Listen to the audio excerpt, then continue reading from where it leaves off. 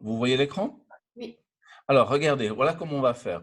J'ai mis sur mon écran 3 fichiers en même temps, à savoir, ici en bas, il y a un petit PowerPoint qui vous dit où on en est. Là, c'est la pièce, la partie de la pièce qu'on va regarder ensemble et qu'on va analyser, les 2 scènes. Et ici, c'est le texte des 2 scènes. D'accord? Est-ce que vous arrivez à vous orienter dans cet écran? Ici en bas dans le coin, c'est vous. D'accord? Ça va? Vous captez? Ouais. Ok, magnifique. Alors, pour ceux qui ont le texte sur un média à la maison ou dans un bouquin, vous pouvez vous reporter dessus. Sinon, vous l'avez sur la partie gauche de votre écran partagé. Et on va prendre les 2 dernières scènes de l'acte 1. Donc là, on est en train d'arriver au bout de l'acte 1 et on va parcourir les scènes 3 et 4 qui mettent en scène Arnolphe, Agnès, qui a été rencontrée juste à ce moment-là, et Horace, qui arrive juste après. Voilà. Alors, scène 3, vous voyez sur la gauche là-haut? Alors, Alain, Georgette sont des paysans qui étaient dans la scène précédente et qui vont être les témoins de cette scène-là, mais qui n'interviennent pas. Par contre, Agnès surgit pour la première fois et vous allez voir comment le metteur en scène de cette version-là a choisi de le faire. Et la scène est courte, elle est très simple et on fait la découverte du personnage. La deuxième scène, c'est la scène avec Arnolphe. Alors, ce que je vous propose, c'est que je vous raconte, avec Arnolphe et Horace, pardon, je ne vous dis rien et puis je fais en sorte que vous puissiez suivre le texte sur la partie de gauche pendant que Arditi et la troupe de Besace dit le texte. Ça va jouer? Ouais. Ouais? Ok. Alors, on va se lancer. Et puis,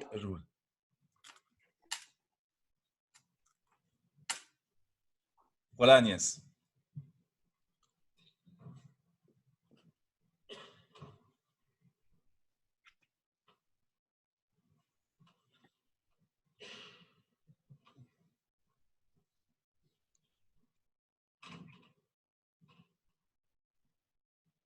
La besogne à la main, c'est un bon témoignage.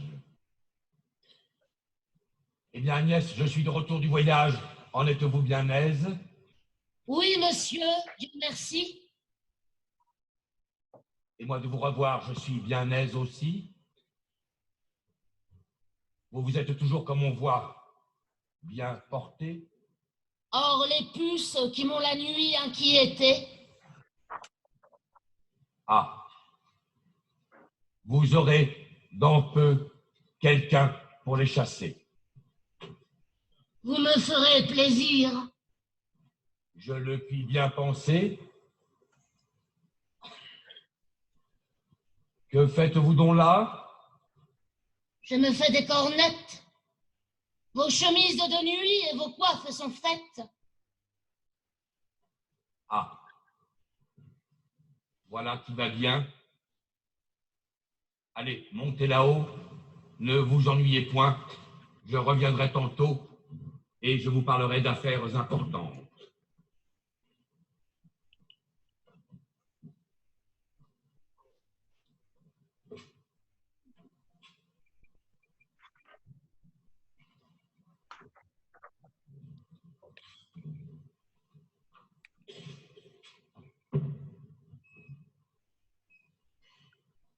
Héroïne du temps,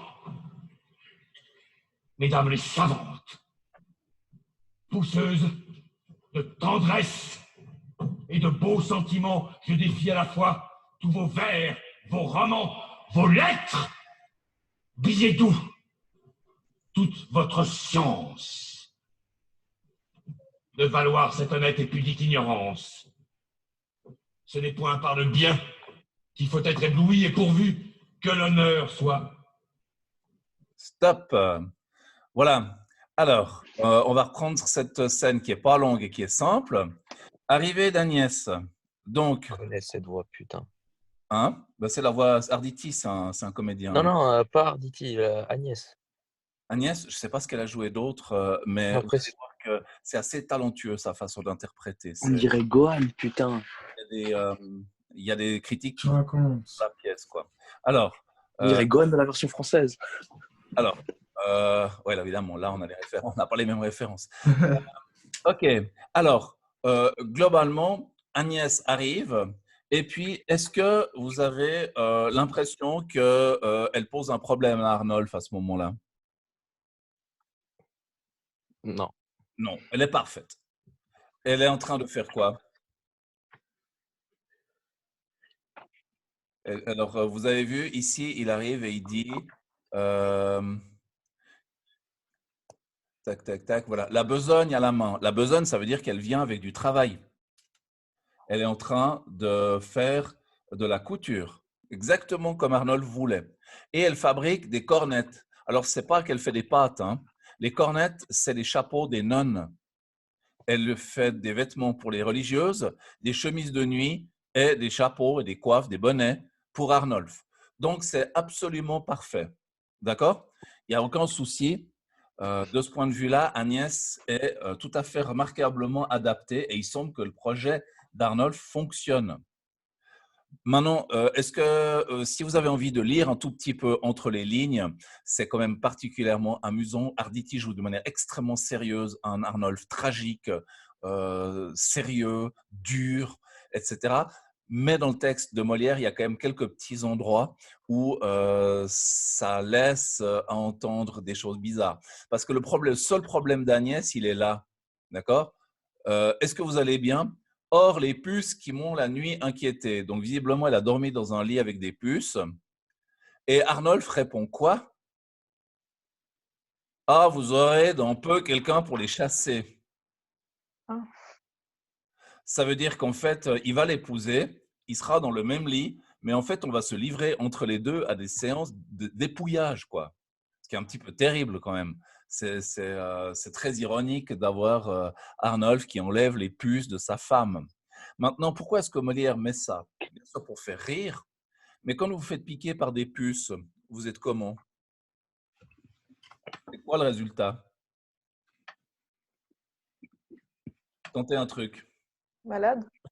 Ouais, alors ça, c'est avec l'éthique, et puis c'est peut-être déjà un peu la version dure, quoi. Mais simplement quand vous faites piquer par un insecte, vous êtes comment? Un bouton, je Ouais, pense. et ce bouton, il fait quoi? Ah, il enlaidit. Gratte. Il gratte. Exactement, il démange, il gratte. Et vous voyez qu'en fait, c'est déjà une manière qu'a Molière de dire Agnès, ça la démange, elle ne tient pas en place. Donc apparemment, elle était dans le lit conjugal, dans le lit bien comme il faut, prévu par Arnolphe, et en même temps, il y a déjà un truc qui la démange, qui fait qu'elle est en train d'avoir des envies de bouger, de ne pas rester dans ce lit, puisque c'est bourré de puces et que quelque chose la pousse à en sortir. D'accord?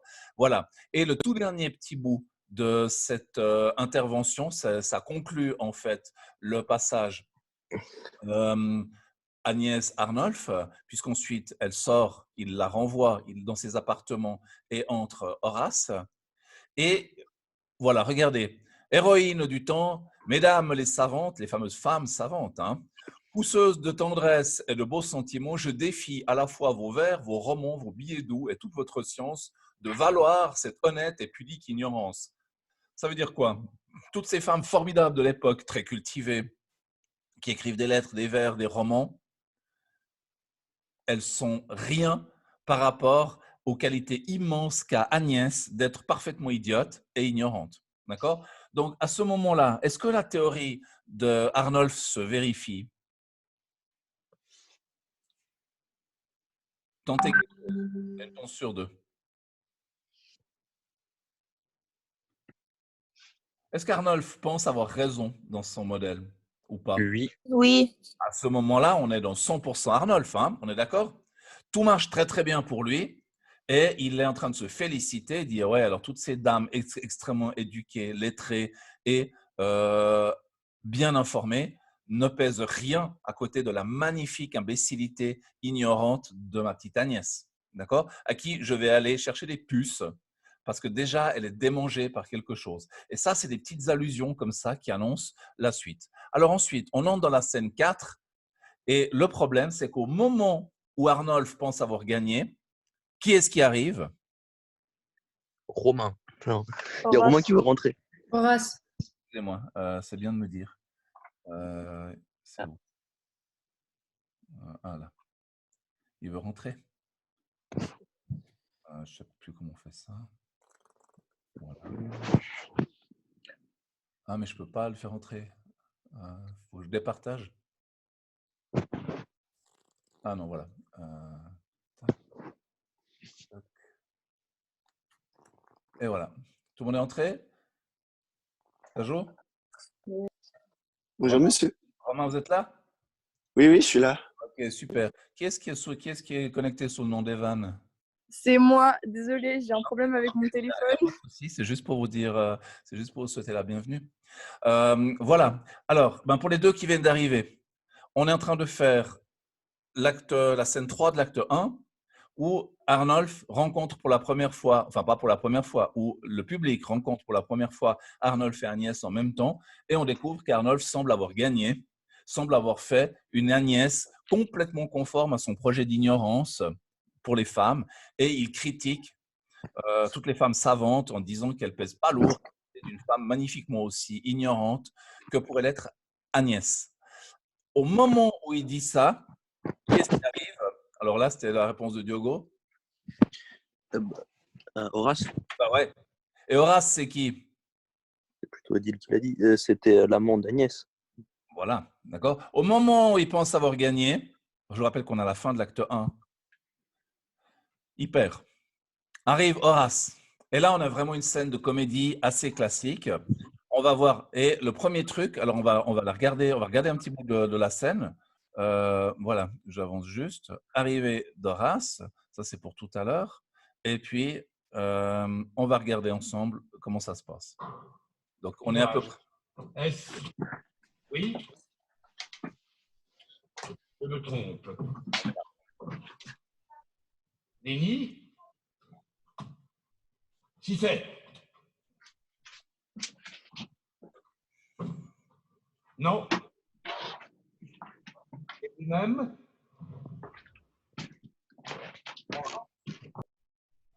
Oh, Seigneur Arnulf. Oh. Joie extrême. Oh. Et depuis quand ici? Depuis 9 jours, vraiment. Je fus d'abord chez vous, mais inutilement. J'étais à la campagne. Oui, depuis 2 journées. Oh, comme les enfants croissent en peu d'années. J'admire de voir au point où le voilà après que je l'ai vu, pas plus grand que cela. Vous voyez? Mais de grâce au rond de votre père, mon bon et cher ami que j'estimais rêveur. Pour Gaillard, à tout ce qui le touche, il sait que je prends part. Nous nous sommes vus depuis 4 ans ensemble, ni qui plus est, écrit l'un à l'autre, me semble. Il est Seigneur Arnulf encore, plus gai que nous. Et j'avais de sa part une lettre pour vous.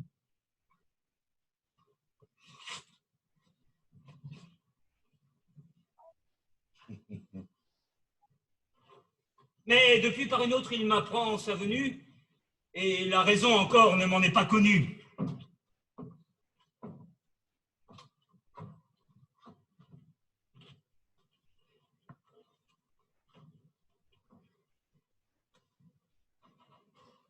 Savez-vous qui peut être un de vos citoyens qui retourne en ces lieux avec beaucoup de biens qu'il s'est en 14 ans acquis dans l'Amérique?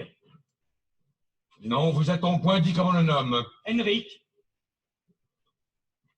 Non. Mon père m'en parle et qu'il est revenu comme s'il devait m'être entièrement connu et m'écrit qu'en chemin ensemble, ils se vont mettre pour un fait important. Que ne dit point sa lettre. J'aurai certainement grande joie à le voir et pour le régaler, je ferai mon pouvoir. Il faut pour des amis des lettres moins civiles et tous ces compliments sont choses inutiles. Sans qu'il pris le souci de m'en écrire rien, vous pouvez librement disposer de mon bien. Je suis homme à saisir les gens par leurs paroles et j'ai présentement besoin de 100 pistoles. Ah, ma foi, c'est m'obliger que d'en user ainsi et je me réjouis de les avoir ici. Gardez aussi la bourse. Laissons le style. Et bien encore, comment trouvez-vous cette ville? Nombreux en citoyens, superbe en bâtiments. Et j'en crois merveilleux, les divertissements. Chacun a ses plaisirs qu'il se fait à sa guise, mais pour ceux que du nom de galants on baptise, ils ont en ce pays de quoi se contenter, et les femmes y sont faites à coqueter. On trouve d'humeur douce la brune et la blonde, et les maris aussi les plus bénins du monde. C'est un plaisir de prince. Et des tours que je vois, je me donne souvent la comédie à moi. Peut-être en avez-vous déjà fait quelqu'une. Vous est-il point encore arrivé de fortune? Les gens faits comme vous font plus que les écus, et vous êtes de taille à faire des cocus. Ah, ne vous rien cacher. Stop. Alors, ça va cette langue? Vous arrivez à suivre si vous avez le texte à côté? Oui. Ouais, ok. Oui, ça va. Alors, un certain nombre, alors comme je ne peux pas animer le PowerPoint, je vous les mets comme ça. Vous avez vu qu'au début, et puis il faut qu'on analyse après. Là, je vous ai mis que l'information et ensuite il faut qu'on analyse.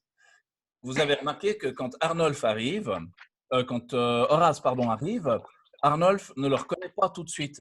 Il est là, que vois-je? Est-ce? Oui, je me trompe. Non, je ne le reconnais pas, etc. etc. Maintenant, alors il y a une raison à ça. Pour quelle raison il ne le reconnaît pas? Parce qu'il a grandi. Voilà, très simplement.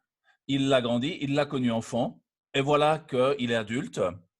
Maintenant, si on analyse le fait qu'Arnulf ne reconnaisse pas Horace, qu'est-ce que ça nous dit par rapport à l'histoire d'amour avec Agnès? Qu'est-ce qu'Arnulf ne repère pas non plus chez Horace?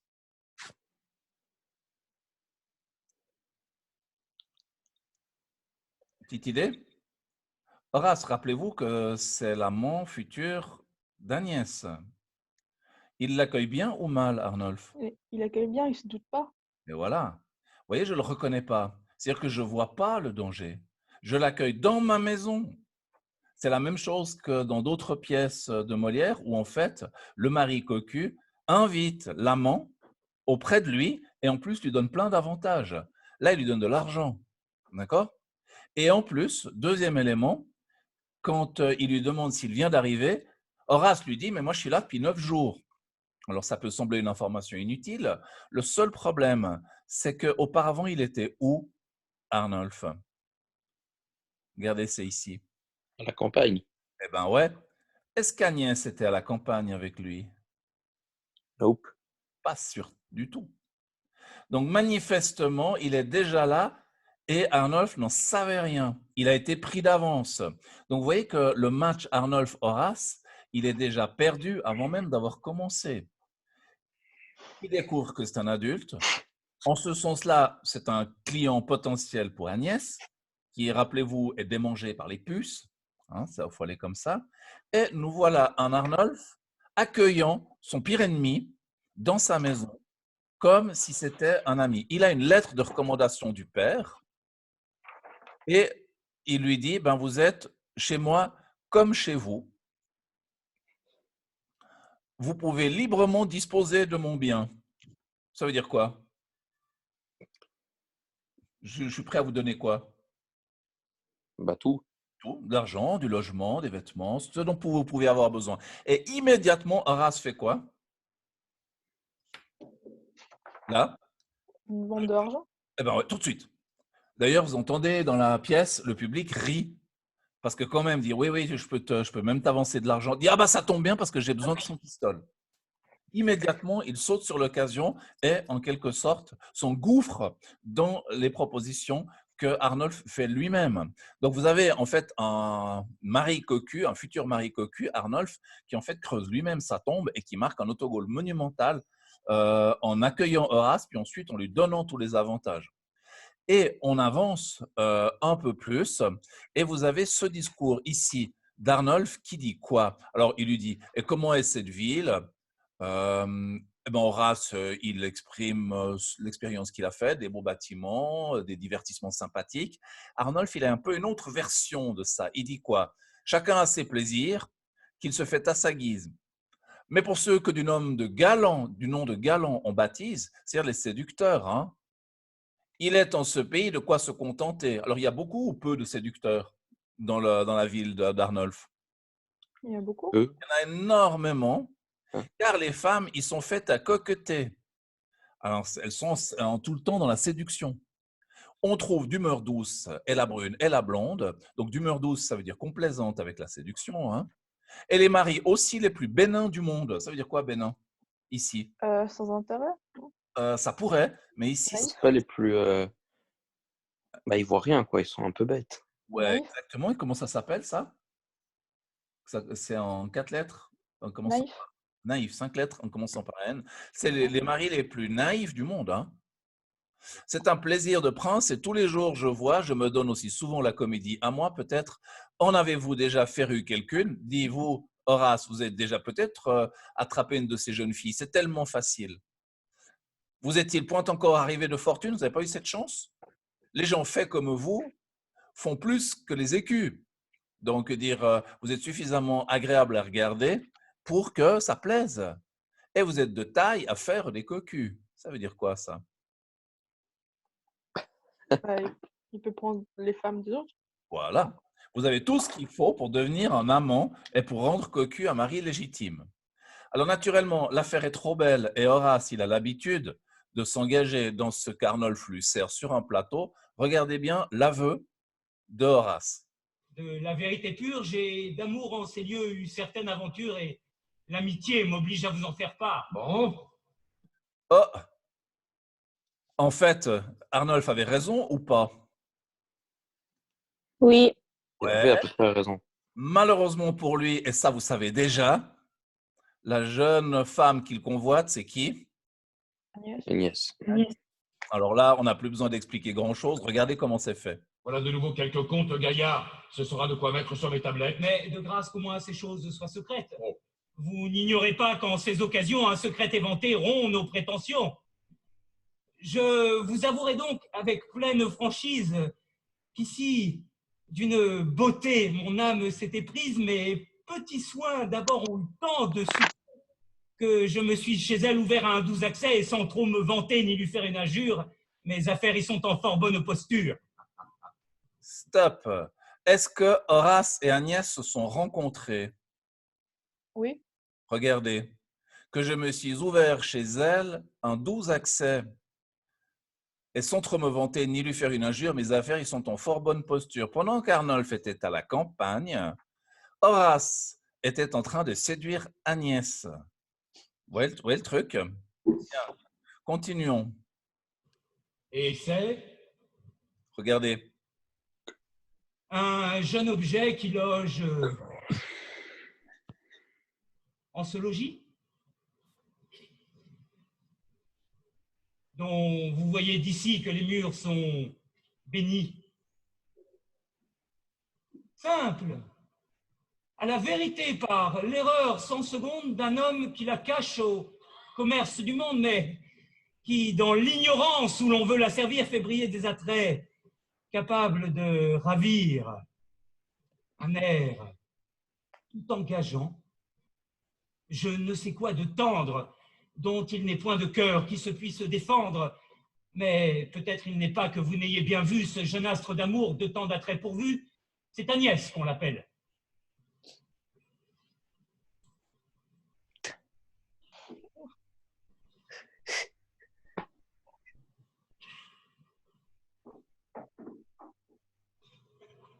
Oh, je crève. Pour l'homme, c'est, je crois, de la zousse ou source qu'on le nomme. Je ne me suis pas fort arrêté sur le nom. Bon, alors, on ne va pas expliquer grandement, d'accord? Mais il y a des petites choses ravissantes. C'est-à-dire ici, mais qui, dans l'ignorance où on veut la servir, fait briller des attraits capables de ravir. C'est-à-dire qu'en fait, plus vous l'enfermez, plus vous la rendez apparemment idiote, plus elle devient quoi? Attrayant. Ben oui.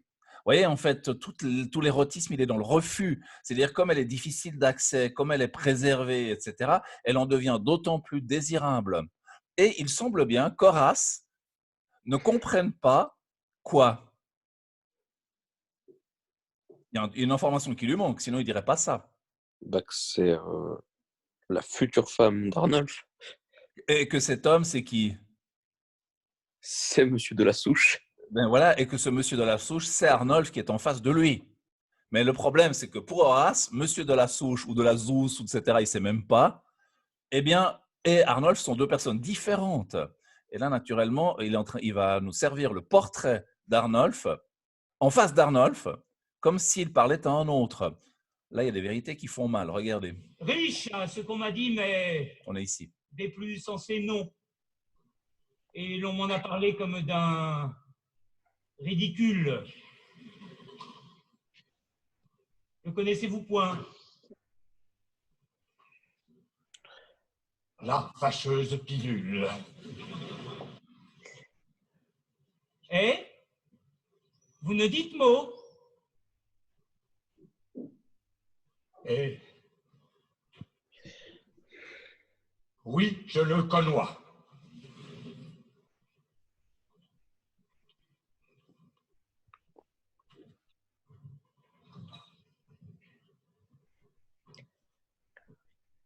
C'est un fou, n'est-ce pas?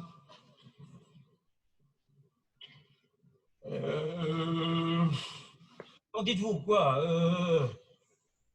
C'est-à-dire, oui, jaloux à faire rire, sot. Je vois qu'il en est ce que l'on m'a pu dire. Enfin, l'aimable Agnès a su m'assujettir, c'est un joli bijou, pour ne point vous mentir, et ce serait péché qu'une beauté si rare fût laissée au pouvoir de cet homme bizarre. Pour moi, tous mes efforts, tous mes vœux les plus doux vont à m'en rendre maître en dépit du jaloux, et l'argent que de vous j'emprunte avec franchise n'est que pour mettre à bout cette juste entreprise.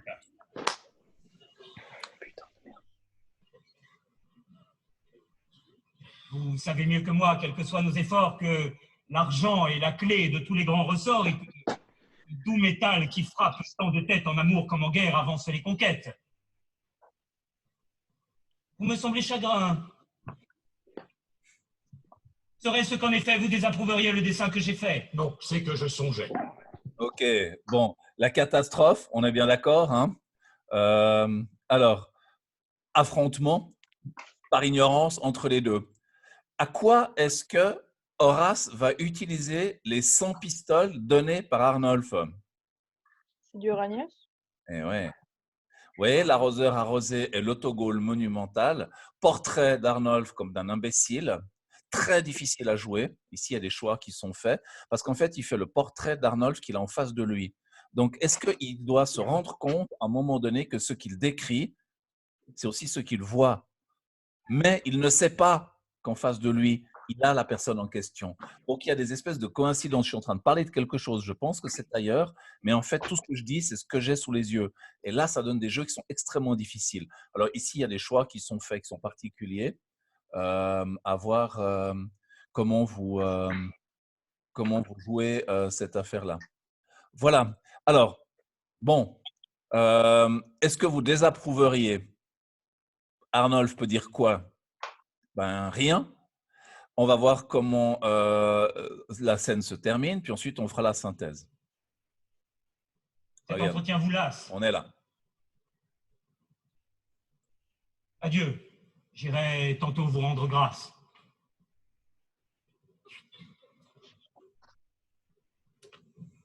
Oh, faut-il De rechef, veuillez être discret, n'allez pas de grâce et vanter mon secret. que je sens dans mon Et âme? surtout mon père, qui s'en ferait peut-être un sujet de colère.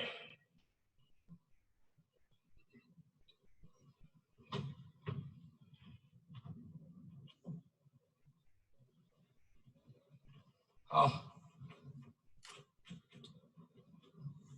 Ah, que j'ai souffert durant cet entretien. Jamais trouble d'esprit ne fut égal au mien. Avec quelle imprudence et quelle hâte extrême, il m'est venu conter cette affaire à moi-même. Bien que mon autre nom le tienne dans l'erreur, étourdi, montra-t-il jamais tant de fureur?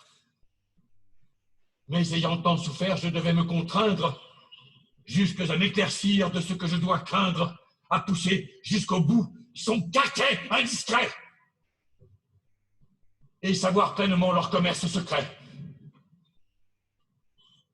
Tâchons à le rejoindre. Il n'est pas loin, je pense. Et tirons-en de ce fait l'entière confidence.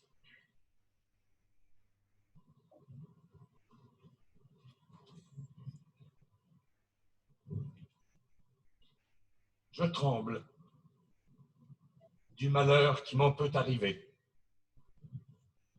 Et l'on cherche souvent plus qu'on ne veut trouver. OK. Fin de l'acte 1. Donc, si on regarde ici, on a un Horace qui est le danger ultime et qui va mettre tout le projet magnifiquement exposé par Arnulf à bas. Et que fait Arnulf? Eh bien, premièrement, il invite son ennemi dans sa maison, il lui finance son entreprise de séduction et il découvre qu'en fait, l'autre le prend pour un crétin. Donc, ça commence à faire beaucoup. Et on a cette dernière petite prise de parole où il dit quoi? Heureux, pas heureux? Il n'est pas heureux. Une catastrophe, d'accord? Oh, que j'ai souffert durant cet entretien. Vous voyez Molière qui fait rire par endroits. Là, on a un Arnulf qui est dans la tragédie ultime. C'est épouvantable. Il a déjà perdu. Le combat qu'il va mener, c'est un combat dont il ne peut pas sortir gagnant. Et dit, et avec quelle imprudence et quelle hâte extrême, il m'est venu conter cette affaire à moi-même. Et il constate qu'en fait, l'autre a été finalement dans une espèce d'urgence, de naïveté et tout ça. Bien que mon autre nom le tienne dans l'erreur, donc monsieur Zeus, Sous, etc., il pense qu'il a affaire à lui. Étourdi, montra-t-il jamais tant de fureur? Mais ayant tant souffert, je devrais me contraindre jusqu'à m'éclaircir de ce que je dois craindre, à pousser jusqu'au bout son caquet indiscret. Ça veut dire qu'en fait, pour connaître où il en est, je dois écouter cette horreur jusqu'au bout et savoir pleinement leur commerce secret. Ça veut dire qu'il va avoir le détail de la rencontre. Tâchons à le rejoindre. Il n'est pas loin, je pense.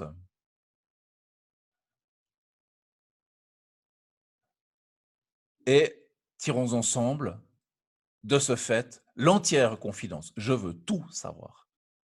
D'accord? Donc, en fait, est-ce qu'il va chasser Horace? Non, au contraire, il va l'utiliser. Ouais.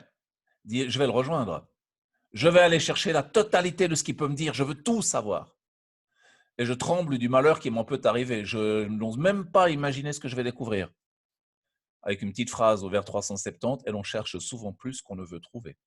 C'est-à-dire qu'il craint d'ouvrir la boîte de Pandore, c'est-à-dire la boîte dans laquelle il y a toutes les catastrophes et les malheurs de la vie d'Arnulf. Donc, vous voyez, à partir de là, dans quelle situation on se trouve? Combien est-ce qu'on a de personnages principaux maintenant? Alors, il y a qui? Bon, il y a Arnulf. Et il y a qui? Agnès, Agnès et Horace, Horace. Comment on appelle ça? un triangle amoureux. Le fameux. On y est. Première partie, on pensait que Arnulf allait combattre le triangle amoureux de toutes ses forces, et c'est ce qu'il essaye de faire. Et en fait, on découvre que c'est lui qui le fabrique.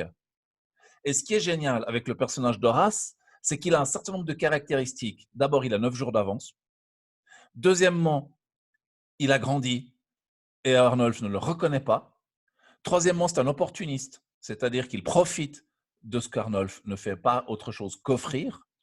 Et finalement, il a déjà commencé à séduire Agnès et ça marche.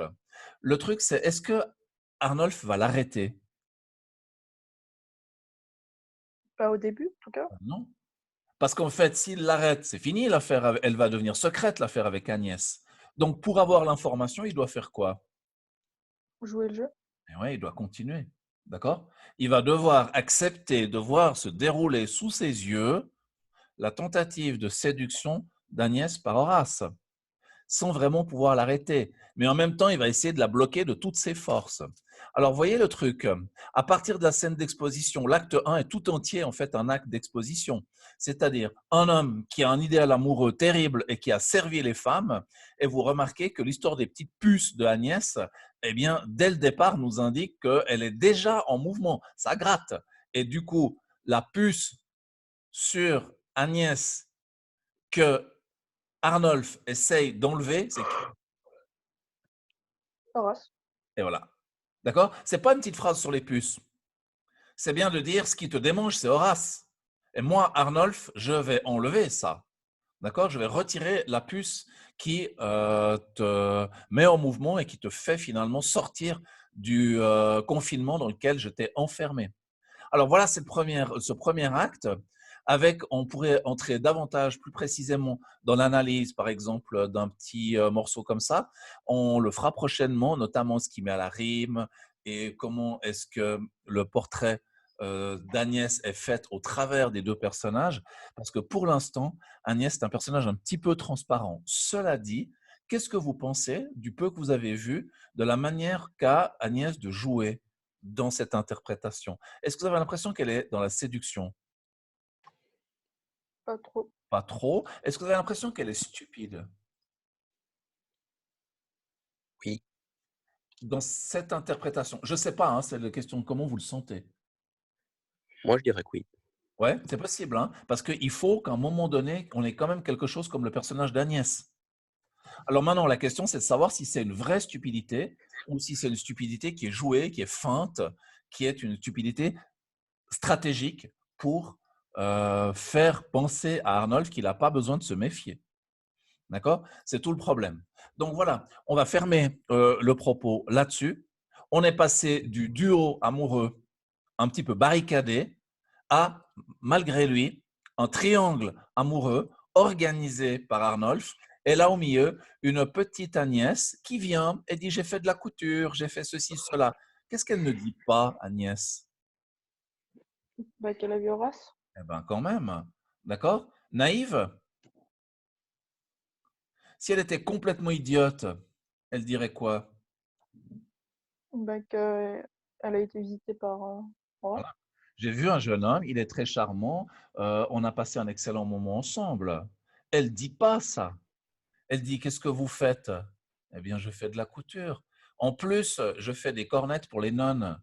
Je fais des vêtements pour les religieuses qui, elles, naturellement, se sont abstenues de toute forme de relation amoureuse.